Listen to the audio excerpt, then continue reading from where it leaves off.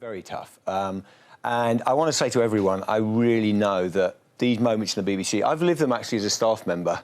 I've seen the BBC go through very tumultuous times, and they can be discombobulating. You can ask questions of, where is the BBC going? Are we rudderless? What happens to the future? And they're stressful, they're difficult, and you know, maybe one of my biggest emotions at the moment is I care desperately about the organisation.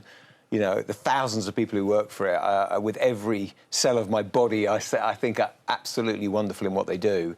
And I think, you know, we all need to be looking after each other and making sure we set everything in context. Now, I think linked to that, by the way, is I've been absolutely overwhelmed by the support and kindness around the organisation for each other, not just for me, but for everyone during that period. And we need to look after each other in that. That's really important.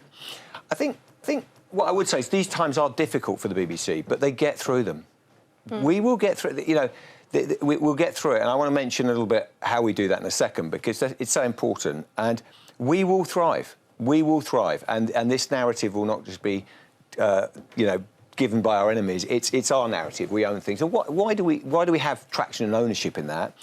Well, as I say, I've been here before, and the key thing is the BBC is more than one person. I'll talk about, you know, we can talk a little bit about my decision and where we're at, but it's about thousands of people, 23,000 people, and more besides making our programmes. And at the end of the day, the BBC is that. It's all of our actions together and us working and doing our business every single day. I mean, I was listening to our radio services yesterday, watching programme, went to the iPlayer to try and find a bit of relaxation last night. It's all there.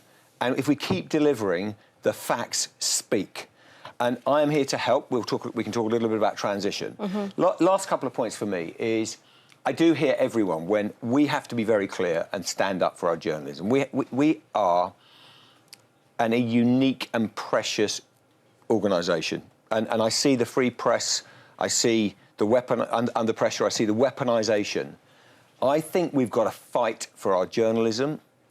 I'm really proud of our work, and you know, the amazing work locally, globally that we're doing is utterly precious.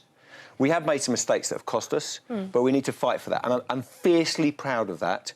And don't let anyone stop you thinking that we are doing a fantastic job. We've actually grown trust a bit. So let's get that narrative out there. That's important. The other thing is for the rest of the teams, our content's very strong. And I think we need to keep emphasising the role and the strengths of the BBC. Finally, I mean, I would say we'll get into Q&A and talk a little bit about the individual decisions. And Samir has joined us, which is great. But I just want to thank everyone. I'm fiercely proud of this organisation. There are difficult times it goes through, but it just does good work, and that speaks. It speaks louder than any newspaper, any weaponisation. We are the very best of what I think we should be as a society. And that will never change.